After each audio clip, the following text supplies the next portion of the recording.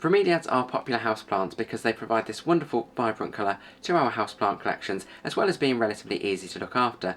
They can be quite unusual looking as well, so they can provide those talking points or even statement plants to our collection. Now I'm going to be running through 3 different varieties in this video because they have similar origins and care needs. So I've got the Guzmania, Vriesea and Tillandsia varieties, and I'll be covering where they come from, their origins and full care needs, including what to do when the flower bract starts to die back, as well as how to multiply them when they start to reach the end of their life.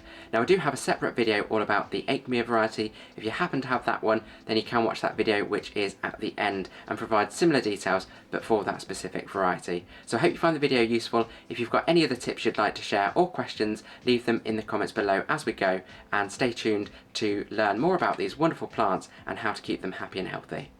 So when it comes to the origins, there are some slight differences depending on the specific variety, but they can generally be found in areas of Southern America, Central America, the Caribbean, and in some instances the southern states in the United States. Now these are epiphytes, which means they grow off other organisms rather than in the ground. Now when we buy them, we will buy them in pots of soil. Usually that's to obviously keep them anchored, and we'll treat them as houseplants. But obviously in their native habitat, if they're growing off other organisms, they will obviously be anchored by their roots, but what they'll generally do when they come to take their water and nutrients, for example, will actually be through the plant itself, through the leaves. So we'll talk a little bit more about that when we talk about their care needs.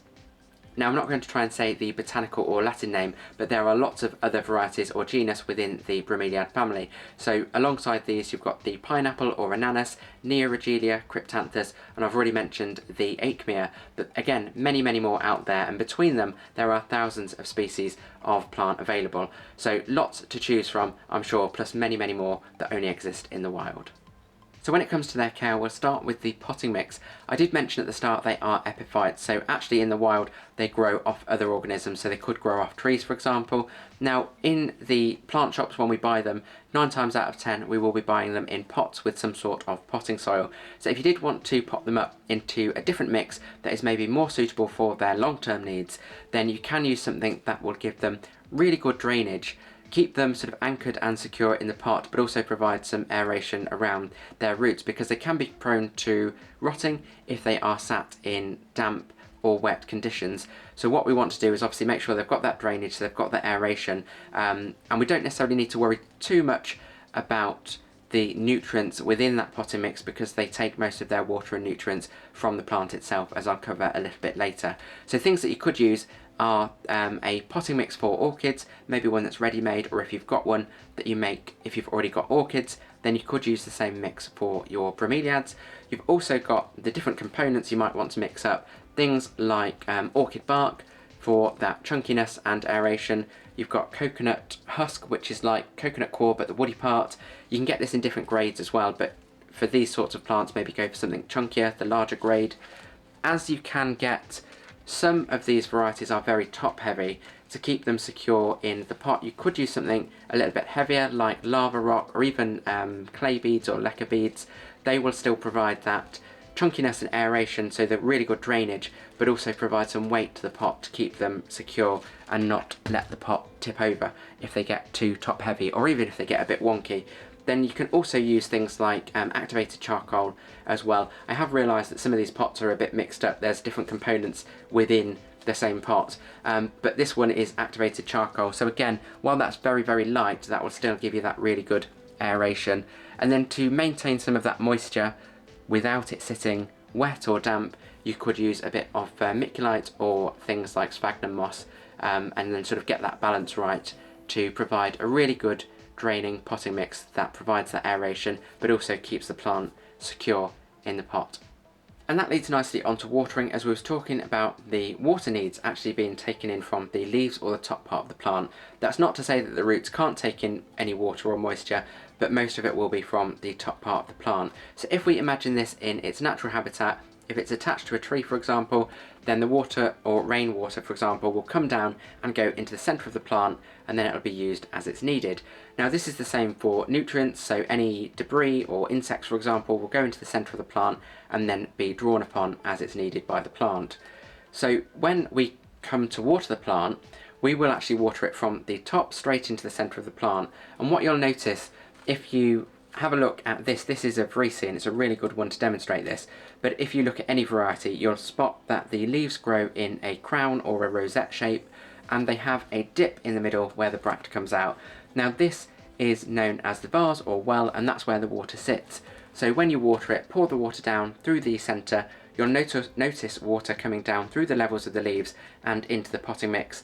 Let any excess drain out. As we said, we don't want wet or damp soil, but then what you want to do is make sure that there is water remaining in this well in the centre of the plant. So it sits and holds water, and then that will be drawn upon as it's needed by the plant. Now, because that water is sitting there, it can occasionally become stagnant, so you might need to change the water sometimes.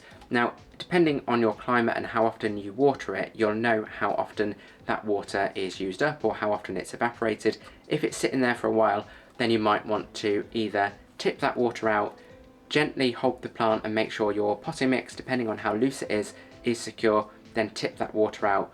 Or what you could do is flush the plant, where you actually pour lots of water down the centre of the plant, let that flow through the plant, get rid of any of that old water, obviously make sure any of the excess drains off, and then just make sure that any water remaining is that fresh water that you are using. So how often you decide to top up that well, again, as I said, depends on your climate. If you're in a warmer climate, then you might need to top it up because it'll be used or evaporate a lot quicker than if you were in a colder climate. So you'll just need to keep an eye on it and give it the water that it needs, just making sure that there's water in the top of the pot. And obviously, as I said a few times, always make sure any excess that goes into the potting mix drains off so that it's not sitting damp or wet. Now, I almost forgot to say, when it comes to watering the plant, the type of water that you use is important. So these can be sensitive to chemicals in water, so try not to use tap water directly from the tap to the plant. And again, the water is going to be sitting in there, so we don't want any interactions with any chemicals that are in there. So you can use, obviously, naturally rainwater if you collect rainwater. You can use distilled water, which shouldn't have any of those chemicals in, or let your water off gas or settle for about 24 hours or even a little bit longer, and then you can use that to water your bromeliads with. So just try to avoid using water straight from the tap. Now, when it comes to nutrients and fertiliser, you can use plant feed or fertiliser with these plants, but just in a slightly different way to what we would do with our other houseplants.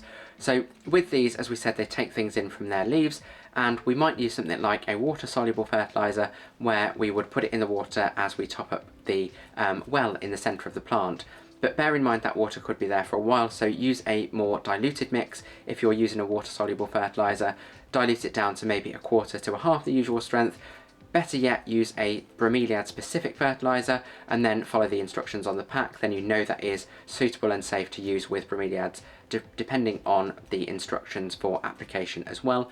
You can also use an orchid fertiliser, which will give these plants what they need, as well as using a spray or putting it in a spray bottle and spraying the leaves. So instead of necessarily putting it in the water and just leaving that in the well, you could spray a fertiliser solution or plant feed solution on the plant, and it'll take that in through the leaves as needed as well. So a few different options there. Obviously, I always say with fertiliser, less is always more. You don't want to cause issues like fertiliser burn and stuff like that by using too much. So if you do use any, just use it little and often rather than lots all at once. Now, when it comes to temperature and humidity, based on their native habitat, obviously South America, Central America, and in tropical regions, so lots of humidity, they do like higher temperatures and a little bit more humidity than we might have within our homes as standard. So you can obviously keep them between 15 degrees to about mid-20s. They can go a little bit higher, but generally those warmer temperatures, I think most of our homes should be within that temperature range, depending on whether you live in a colder region or perhaps have cold snaps. So keep these in an area where they would be kept a little bit warmer than usual and away from any drafts.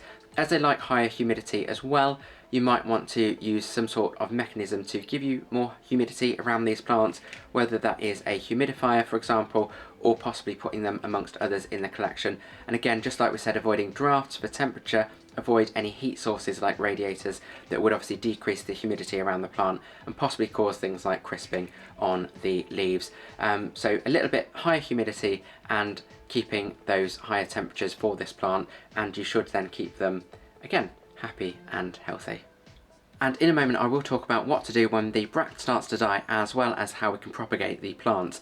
But I just wanted to cover this off quickly as well. So when it comes to the flowers or bracts, these brightly coloured things in the centre on all of the different varieties, these aren't actually the flowers themselves, although it's very easy to think they are because they're really wonderfully coloured and they come up from the centre of the plant, much like a flower does with many other plants. But these are actually bracts, and as I was doing research around them, these are made of modified leaves, but these aren't the flowers themselves, but they contain the flowers, or when they're ready to bloom, the flowers will come from these bracts. And this is why I've kept this one. As you can see, this one has had a flower, which was a little white flower, bloom out of one of the points of the bract. It has since died, so that's obviously now brown, but it was a white flower. And again on this side you can see here, there was another one coming up here, and I've got one just here which I'm pretty sure there is a small flower coming up in the centre. So may not always flower, may not always produce those blooms, but when it comes to flower or bract, the brightly coloured bit is the bract, and then the flowers are separate, often little white flowers that will come out if they do choose to bloom at all. Now the great thing about bromeliads is the colourful bracts last for a very long time. Unlike flowering houseplants where the flowers last maybe only a few days to a few weeks, you will get the bracts for maybe 3 to 6 months, so you can have them and enjoy them in your collection for such a long time before they do start to fade. Now you will notice when this starts to happen, as you'll notice the colour starts to look a little bit washed out, starts to fade, and maybe even starts to brown off. So I've actually kept this one specifically to demonstrate in this video. This one I noticed going, this is a Guzmania, and the bract, which on my other one is a lovely bright red, this one has now passed its best. As you can see, it's brown and crispy. So this one, when it comes to removing them, it's really easy to do. All you need is a sharp cutting instrument, a knife, a pair of scissors, or some garden secateurs, for example. Make sure they are obviously clean. We don't want to transfer any disease or fungal issues or anything like that to the plant. And then just use them, and where the bract goes down into the centre of the plant, remember what we was talking about when we was talking about water, this will go down into the centre of the plant, and all you need to do is just snip it off as close to the middle of the plant as you can get. So you don't have to go all the way down, but just use your scissors or your knife or cutting instrument, whatever you've got, and try to cut through that. They can be a little bit tough and crispy, as I'm finding, and there we go, that's gone along with that discoloured leaf that was next to it. So the leaves of the plant will remain green for quite a while longer, and the benefit of cutting off the bract as well will mean that any energy that is in the plant can then be directed to helping this plant propagate, so we can make sure that we can get some pups or offsets from this going forwards. And now moving on to the pups or offsets and what we can do to propagate the plant. One of the downsides maybe of bromeliads is they do have a single life cycle. I'm not sure what the technical or botanical term is for this, but they have a single life, so they will obviously grow, have this wonderful greenery, create the bract, maybe bloom if the flowers decide to bloom. Once this dies, it will stay green for a while longer, and then that plant will eventually die. Now what should happen is it should produce those offsets or pups, and they will be direct replicas of the original plant, and that will allow you to obviously keep those new plants, and they will live for, potentially depending on the variety, the full life cycle can be up to, I think it's 5 years, but then obviously once they go through that same life cycle, those plants will eventually die, but they should keep producing pups each time. Sometimes unfortunately they don't, and I've had some varieties of these, or some of these, before where they haven't actually produced any offsets, for whatever reason that might be, and then the plant does just die eventually after the bract goes. But what you should hopefully see, as I've got here, this is a good demonstration, these are only very little at the moment, you can see this is quite wonky.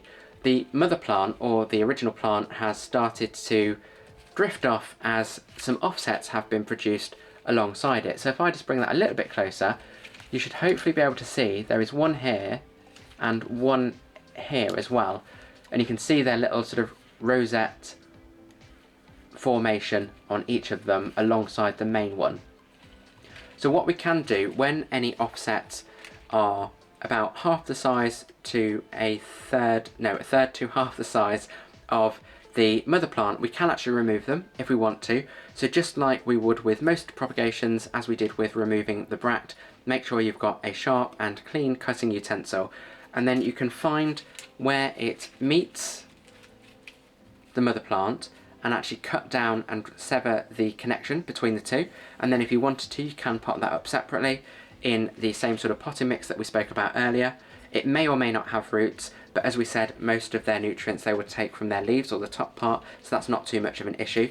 But what you can also do is, if you wanted to, leave them in the pot where they are, and then when the mother plant starts to die back, you remove the mother plant instead and leave the pups or offsets where they are. So you've got two choices. You might choose to pop them up separately, or you might choose to leave them where they are but just get rid of any of the past plant material when it eventually starts to brown and die off.